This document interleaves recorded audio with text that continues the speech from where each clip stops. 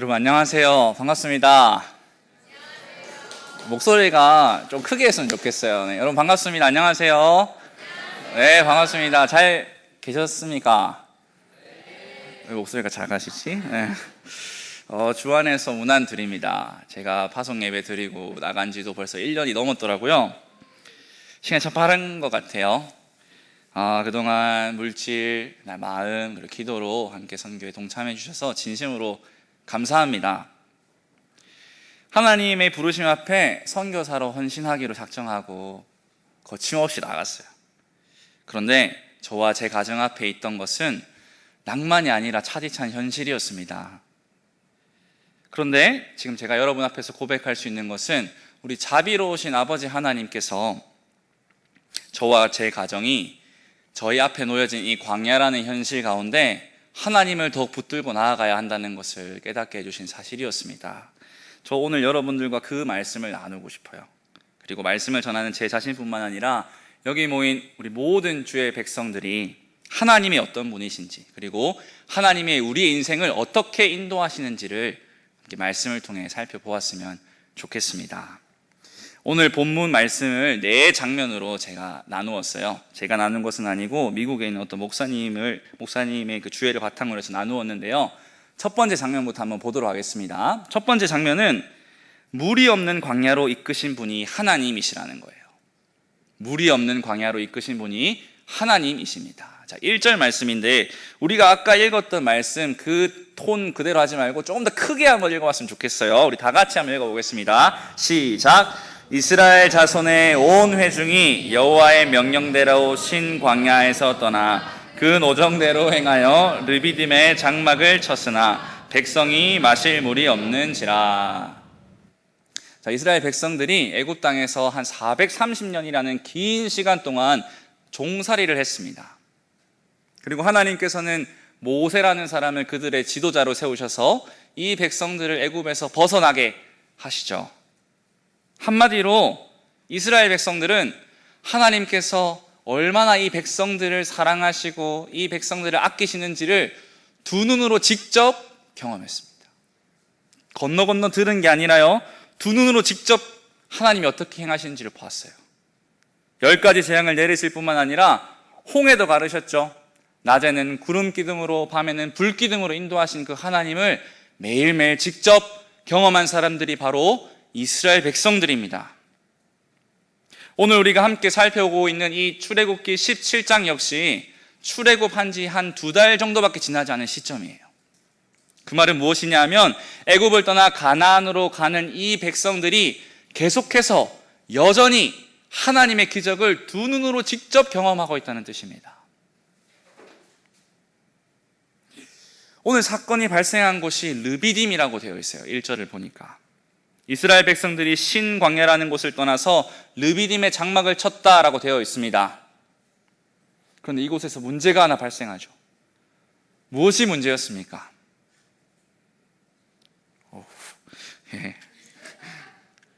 르비딤에는 마실 물이 없었습니다. 이것이 큰 문제였어요. 이스라엘 백성들이 애굽을 떠나 가나안으로 향하는 이 여정길은 광야예요. 그 말은 물이 없으면 어떤 생명도 살아남을 수가 없다는 뜻입니다. 그런데 다시 한번 제가 성경을 살펴볼게요. 1절 말씀 제가 혼자 읽겠습니다. 이스라엘 자손의 온 회중이 여호와의 명령대로 신 광야에서 떠나. 백성들이 자발적으로 그 물 없는 르비딤 광야에 간 것이 아니라 하나님께서 이 백성들을 향해서 그 물이 없는 르비딤으로 자리를 옮기라고 명령하셨다라고 성경이 기록되어 있네요. 백성들을 다시금 광야로, 다시금 물이 없는 그곳으로 인도하신 분이 하나님이셨습니다. 여러분, 우리가 이걸 잘 기억했으면 좋겠습니다. 두 번째 장면입니다. 두 번째 장면은 이스라엘 백성들은 광야로 이끄신 이 하나님을 향해 반항했습니다. 2절부터 4절 말씀입니다. 우리 한번 큰 소리로 같이 읽어볼까요? 우리 2절, 4절 계속해서 큰 소리로 읽겠습니다. 시작! 백성이 모세와 다투어 이르되 우리에게 물을 주어 마시게 하라. 모세가 그들에게 이르되 너희가 어찌하여 나와 다투느냐? 너희가 어찌하여 여호와를 시험하느냐? 거기서 백성이 목이 말라 물을 찾음에 그들이 모세에게 대하여 원망하여 이르되 당신이 어찌하여 우리를 애굽에서 인도해 내어서 우리와 우리 자녀와 우리 가축이 목말라 죽게 하느냐. 모세가 여호와께 부르짖어 이르되 내가 이 백성에게 어떻게 하리이까. 그들이 조금 있으면 내게 돌을 던지겠나이다. 자, 물이 없는 이 광야에 이르게 하셔서 진을 치도록 인도하신 하나님께 이스라엘 백성들이 온갖 불평을 늘어놓습니다. 원어 성경을 보니까 백성들이 원망을 넘어서서 하나님을 경멸했다라고 되어 있어요. 자신들은 하나님의 말만 믿고 왔는데 하나님이 도대체 어떻게 자신들에게 이런 환경을 주실 수 있느냐는 거죠. 게다가 이들은 자신들의 지도자 모세와도 언쟁을 벌입니다. 우리가 목말라 죽겠으니 당장이라도 내게 마실 물을 주십시오.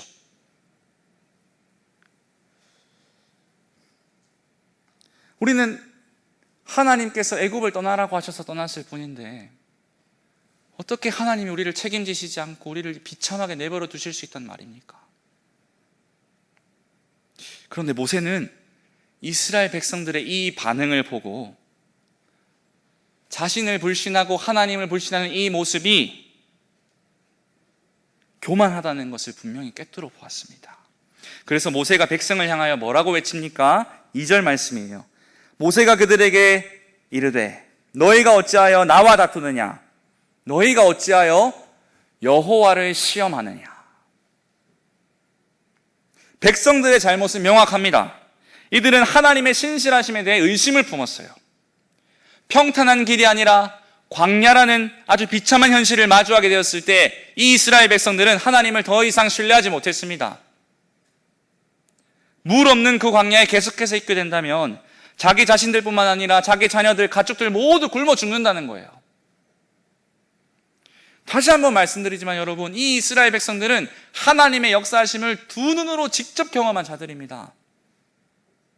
그런데 눈앞에서 그 기적이 사라졌을 때, 눈앞에 자신들이 원하는 환경이 놓여있지 않을 때 이들은 하나님을 신뢰하지 못하고 오히려 하나님을 원망하고 경멸했습니다.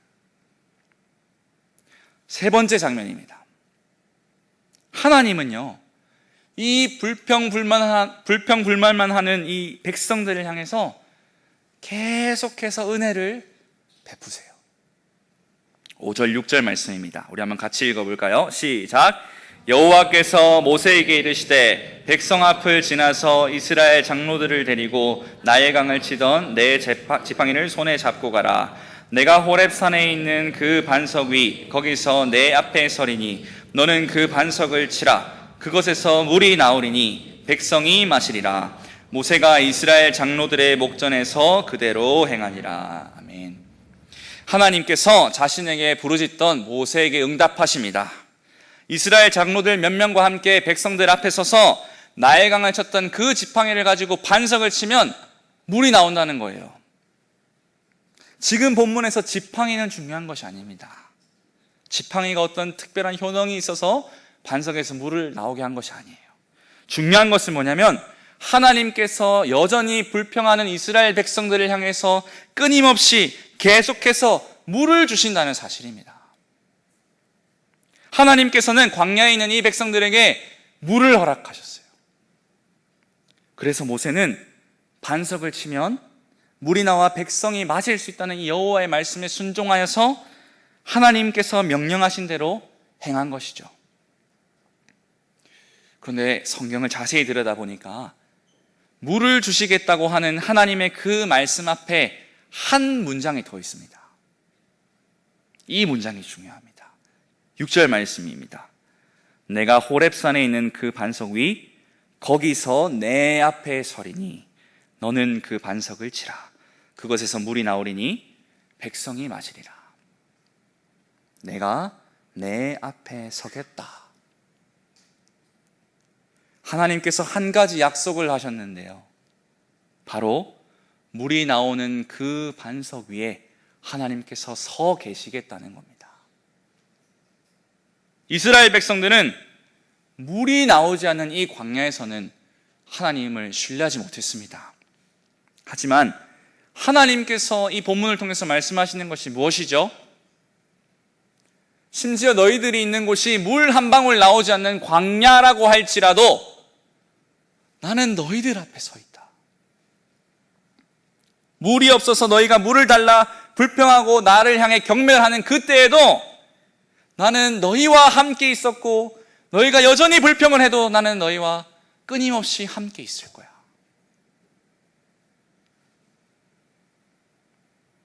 하나님께서는 불평하는 백성들을 향하여서 언제나 이 백성들과 함께 하신다고 말씀하셨습니다. 백성들의 눈앞에는 기적 대신에 물 없는 광야, 그리고 절망, 죽음밖에는 보이지 않았지만 하나님께서는 여전히 그리고 언제나 이 백성들과 함께 하시겠다고 약속하셨습니다. 하나님은요, 하나님의 백성들을 정말 끔찍이도 사랑하십니다. 여러분 믿으십니까? 믿으시죠? 아무리 이 백성들이 악하든, 그리고 아무리 이 백성들이 하나님을 신뢰하지 못한다고 한들 그들을 향한 이 하나님의 사랑은 변함이 없어요. 여러분 이걸 정말 믿으셨으면 좋겠어요. 어떻게든 이 백성들, 하나님을 향해 반항하는 이 백성들을 향하여서 끊임없이 품고 끊임없이 자비를 보여주시고 자기에게로 인도하시는 분이 바로 사랑의 하나님이시지 않습니까? 그런데 이와는 정반대로 오늘 본문처럼 이스라엘 백성들은 여전히 하나님께서 이 백성들을 향해 끔찍이 아끼시는 그 사랑보다 자기 목숨이 더욱 중요하다고 생각하는 자들입니다. 눈앞에 힘든 상황 속에서 당장이라도 물을 마시고 살아남는 것이 하나님을 신뢰하는 것보다 더욱 중요하다고 여기는 것이 바로 이스라엘 백성들이에요. 하지만 하나님은 이 이스라엘 백성들을 끊임없이 사랑하시죠. 하나님의 말씀은 하나님의 백성이 이러한 모습을 가져야 한다고 가르칩니다. 시편 63편 3절 말씀입니다. 우리 한번 같이 큰 소리로 읽어볼까요? 시작. 주의 인자하심이 생명보다 나음으로 내 입술이 주를 찬양할 것이라. 아멘. 우리 성도 여러분 기억하시기 바랍니다. 하나님의 백성들을 향한 주의 사랑은, 주의 인자하심은 결코 마르지 않습니다. 이 백성들이 자신들이 바라지 않았던 상황을 마주하고서 하나님을 향해 맹렬한 저주를 퍼붓고 하나님을 경멸한다고 할지라도 여호와 하나님께서는 언제나 그들 앞에 서 계시고요, 그들을 향하여 참 생명이신 자기 자신만을 바라보며 신뢰할 수 있기를 간절히 바라고 계십니다. 마지막 네 번째 장면입니다. 성경은 다름 아닌 백성들의 연약함을 기억하려고 합니다. 이게 무슨 말일까요? 우리 7절 말씀 함께 같이 읽어볼까요? 시작.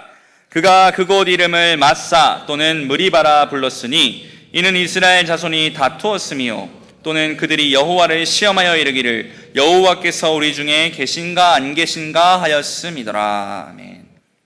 여러분 7절이 오늘 본문의 결론이지 않습니까? 근데 결론을 보고 어떤 생각이 드십니까?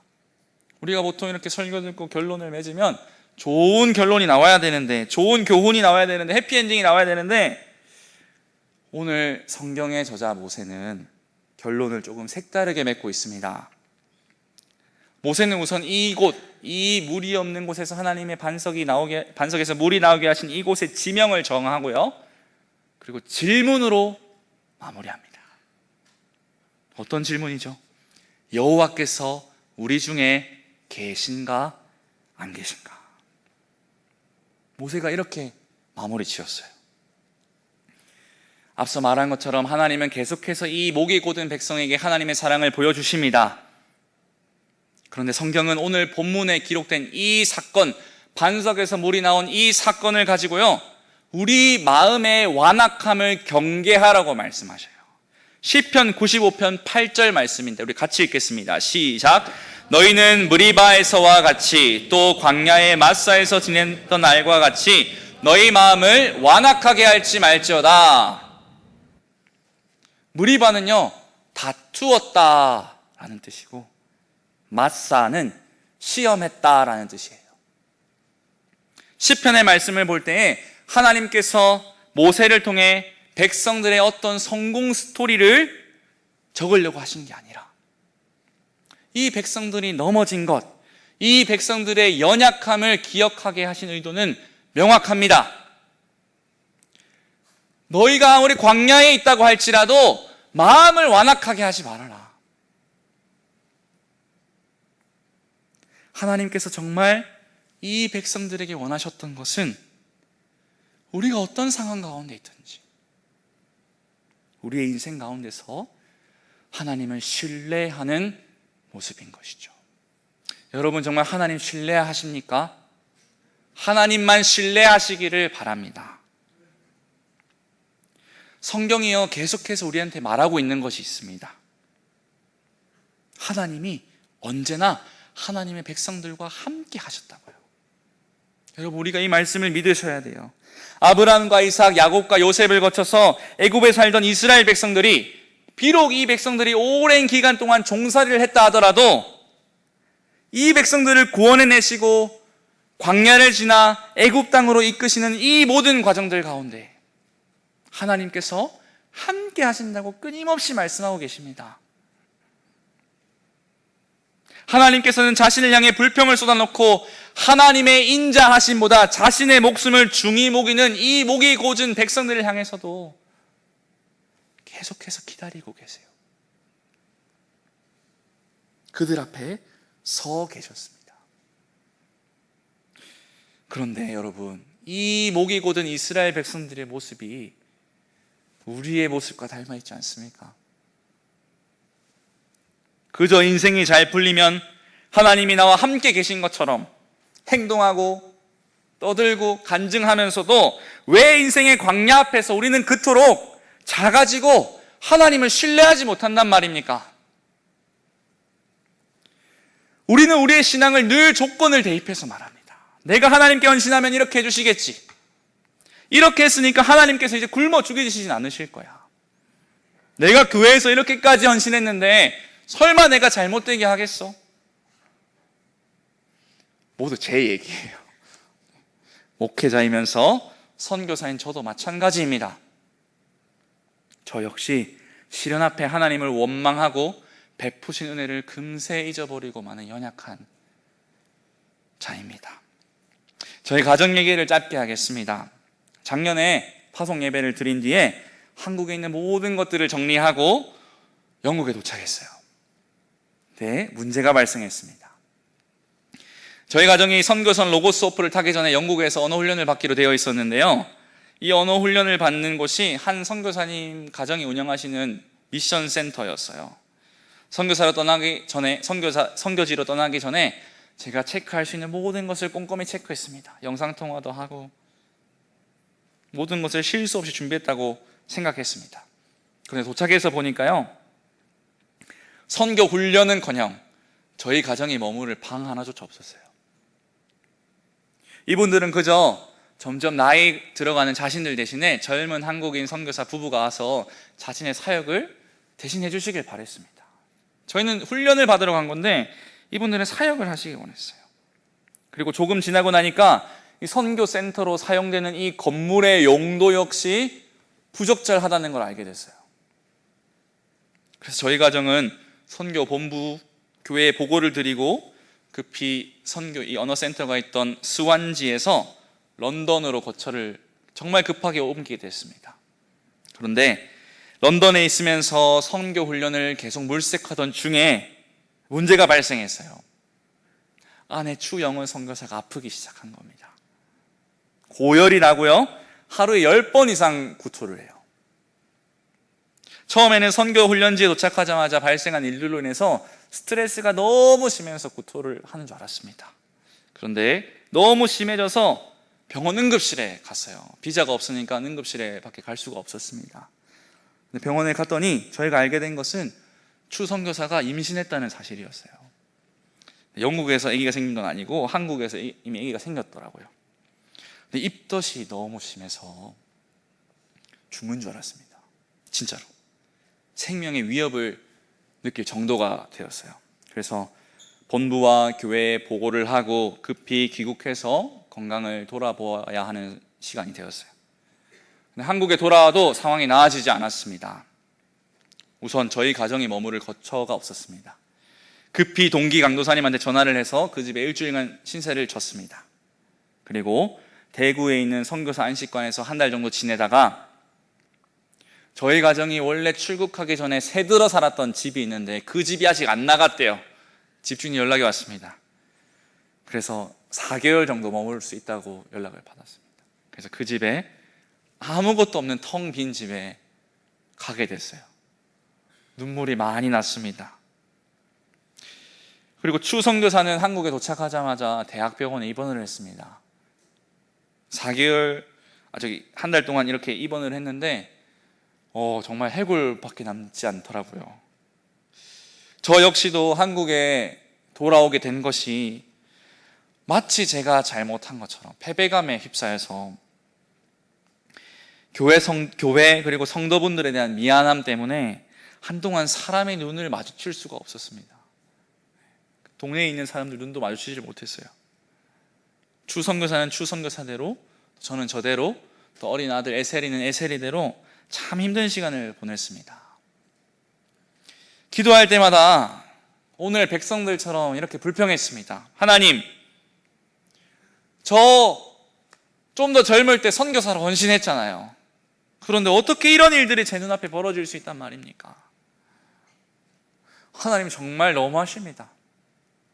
제가 강단이라서 말을 조금 순화해서 했는데 하나님이 경멸했어요. 선교사로 헌신하면 힘들 줄 알면서도 모든 것이 술술 풀릴 줄 알았습니다.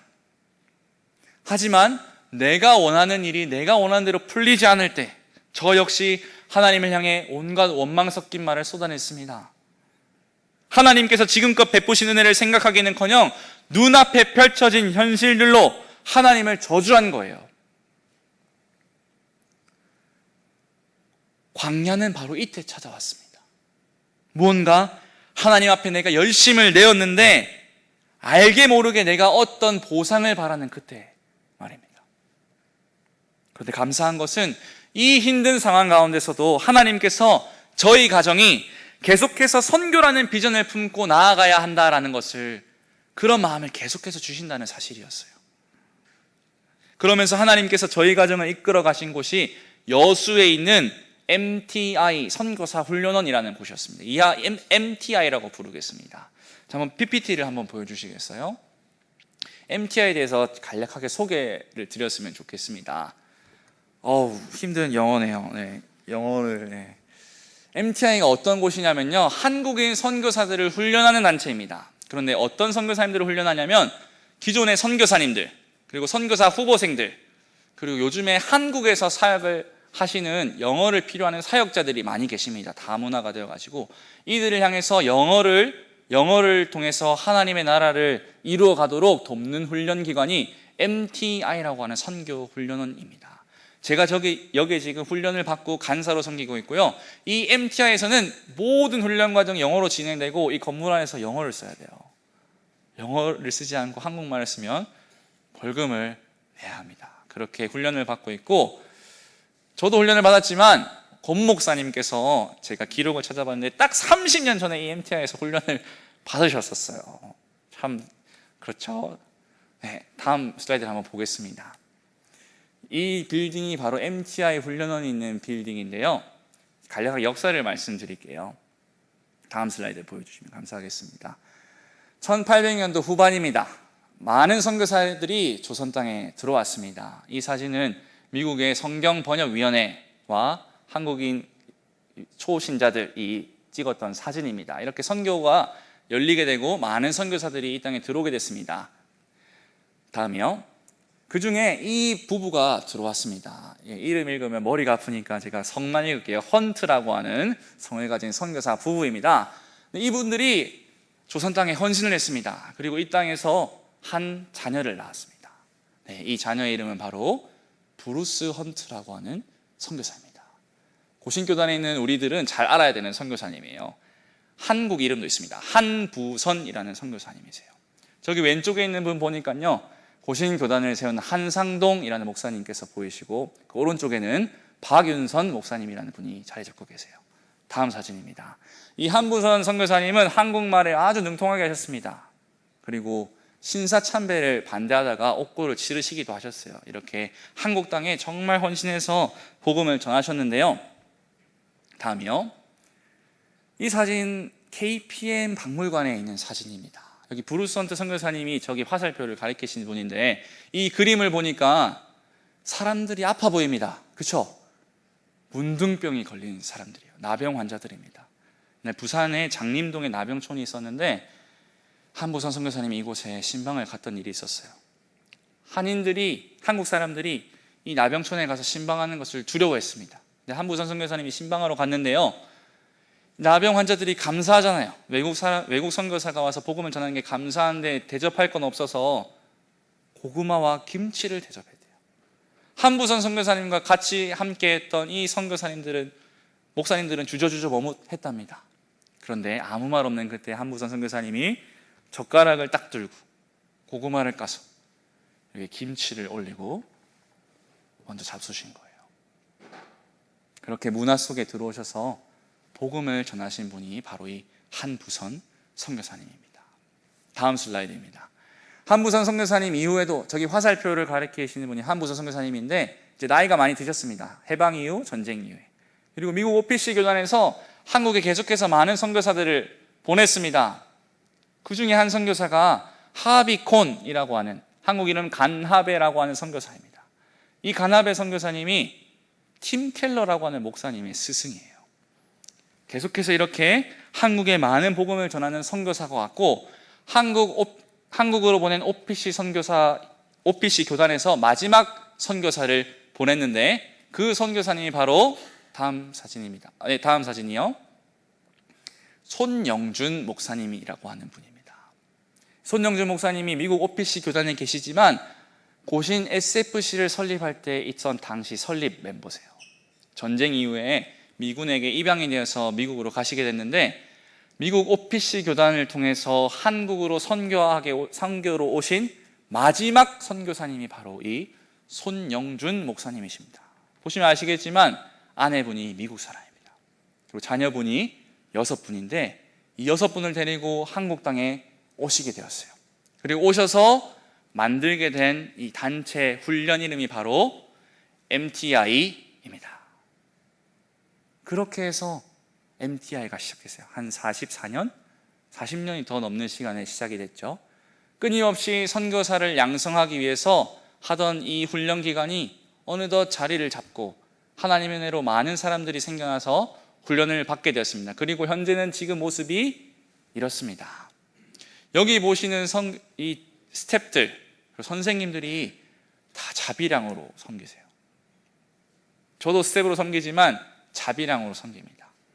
외국에 계신 분들이 자기의 비행기 값을 자신들이 돈을 내고 와서 자신들이 선교사들을 위해 헌신하고 계십니다. 다음 사진이요. 네, 이 사진은 저희가 작년에 훈련을 받았던 사진이고요. 다음 사진이요.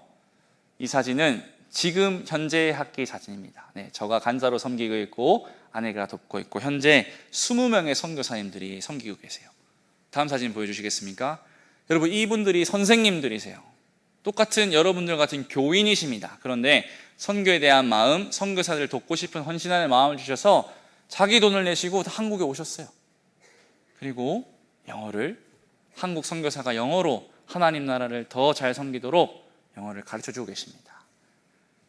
네, 그리고 저도 잘 섬기고 있습니다. 감사합니다. 하나님께 제가 감사드리는 것은요, MTI에서 훈련을 받고 또 간사로 섬기는 이 순간에 배우는 것이 너무나도 많습니다. 그러나 그 중에서도 무엇보다 깊이 깨닫게 된 것은 제 앞에 서 계신 하나님, 광야에서도 함께 하시는 하나님만을 신뢰해야 된다는 것을 깨닫게 하신 사실입니다. 상황들이 조금 안정이 된 어느 날 기도하던 중에 하나님께서 이런 마음을 주시는 것 같았습니다. 선교사로 나가기로 헌신한 이유, 내가 지금까지 무엇을 의지했는가? 내 능력을 의지했나? 내 젊음을 의지했나? 교회를 의지했나? 교단을 의지했나? 단체를 의지했나? 재정을 의지했나? 아니요. 이런 것이 아니라 내가 참으로 믿고 신뢰하고 의지해야 하는 것은 하나님 그 자체셨구나. 하나님께서는 선교사로 헌신하게 하신 제 인생의 광야 한가운데 서 계셔서 어떤 상황 속에서도 저와 저희 가정이 하나님만을 신뢰하며 살기를 바라셨던 것입니다. 그리고 이 말씀은 저희 가정에만 주시는 말씀은 아니라고 믿습니다. 오늘 예배를 드리는 우리 모든 성도들 역시 하나님만을 신뢰하며 나가기를 우리 주님께서는 간절히 바라고 계심을 믿습니다. 이처럼 연약한 저와 여러분을 향해 하나님께서 말씀하십니다. 사랑하는 나의 아들 딸들아, 내가 너희와 함께 있다. 내가 너희 앞에 서 있다. 너희가 나를 향해 원망 섞인 말들을 쏟아내는 바로 그 순간조차도 내가 너희 앞에 서 있다. 그러니 나만 신뢰하며 나오지 않겠니? 하나님께서 우리 인생 가운데 함께 하신다는 이 말씀은요, 그냥 단순한 위로가 아닙니다. 진리예요. 우리 마태복음 1장 23절 한번 함께 읽어보겠습니다. 시작. 보라, 처녀가 잉태하여 아들을 낳을 것이요 그의 이름은 임마누엘이라 하리라 하셨으니 이를 번역한 즉 하나님이 우리와 함께 계시다 함이라. 2000년 전에 하나님의 아들이 택한 자들에게 영생을 주시려 친히 이 땅 가운데 오셨습니다. 구약의 선지자 이사야는 이 아들을 향하여 임마누엘이라 불릴 것을 예언했습니다. 장차 오실 예수 그리스도를 향하여 우리와 함께 계시는 하나님이라 외쳤다고요. 이게 무슨 말입니까? 예수를 믿는 우리들, 예수 안에 있는 우리가 바로 하나님이 함께 하시는 자들이란 뜻입니다. 예수님을 통해 하나님의 함께 하심을 경험한 자들은 하나님이 자신들의 인생 가운데 계심을 의심하지 않습니다. 여러분 인생 가운데 하나님 함께 하신다고요. 이 백성들은 이스라엘 백성들처럼 하나님을 원망하지 않아요. 그 대신 자신이 그 어떤 인생의 광야를 통과하고 있다 하더라도 이 땅에 친히 오신 하나님이신 예수 그리스도를 바라보고 예수를 깊이 생각하고 예수를 의지함으로 하나님이 그들과 언제나 여전히 함께 계심을 신뢰하는 자들입니다. 사랑하는 여러분, 하나님께서 분명히 우리를 또 물 없는 광야로 내모실 거예요. 그때 어떤 희망도 보이지 않을 때 하나님 한 분만을 신뢰하시기를 바랍니다. 하나님이여 우리 앞에 서 계십니다. 우리의 유일한 희망은 우리의 모든 필요를 그의 피로 주고 사신 예수 그리스도를 통하여 하나님 한 분만을 신뢰하는 거예요. 우리 인생 가운데 계신 예수 그리스도를 통하여 늘 우리와 함께 계시는 하나님만을 붙들고 나아가시는 주의 자녀들이 되시기를 기도드립니다. 아까 말씀드린 것처럼 오늘 본문의 결론이 조금 이상합니다. 본문의 사건이 벌어진 이곳이 마사와 무리바로 불렸다는 사실로 마무리하는 이유가 뭘까요? 이스라엘 백성들 대부분이, 아니 모두가 여전히 그들 앞에 서 계신 하나님을 신뢰하지 못했다라고 볼 수 있을 것 같아요. 하지만 우리가 아는 대로 출애굽한 200만 명의 사람들 중에서 2사람만이 가나안 땅에 들어갈 수 있었죠. 여호수아와 갈렙만이 광야에서도 서 계셔서 함께 하신 이 하나님을 신뢰했다는 거예요. 2사람이. 그리고 하나님께서는 가나안 땅 정복을 눈앞에 둔 이스라엘 새 지도자 여호수아에게, 그리고 오늘날에도 여전히 영적인 가나안 땅을 사모하며 이 땅을 살아가는 우리에게 이 말씀을 주십니다.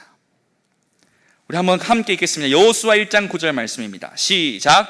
내가 내게 명령한 것이 아니냐? 강하고 담대하라. 두려워하지 말며 놀라지 말라. 내가 어디로 가든지 내 하나님 여호와가 너와 함께 하느니라 하시니라. 아멘. 사랑하는 여러분, 이 말씀은 우리가 당장 내가 원하는 결과를 얻어내기 위해 하나님의 이름을 잠시 빌리고 하나님의 이름을 잠시 사용하는 그런 구절이 아니에요. 40년의 광야 생활을 마치고 또다시 정복해야 할 그 가나안 땅 앞에서 두려워 떨던 이스라엘 백성에게 주셨던 하나님의 약속의 말씀입니다. 이게 무슨 말일까요? 방금 읽은 이 여호수아 1장 9절 말씀은 오직 광야 같은 인생길에서도 예수를 통해 하나님만을 의지하는 사람에게만 위로가 된다는 말씀이란 뜻입니다. 물 없는 광야에서 오직 하나님만을 의지하며 신뢰했던 여호수아와 갈렙처럼 광야 같은 우리의 인생길에서 눈에 보이는 어떤 다른 것이 아닌 오직 아버지 하나님만을 신뢰하며 나아가는 주의 자녀들이 다 되시기를 간절히 축원합니다. 여러분, 이제 말씀을 맺겠습니다. 사랑하는 서울시민교회 성도 여러분, 하나님만을 신뢰하십시오. 하나님만을 신뢰하십시오.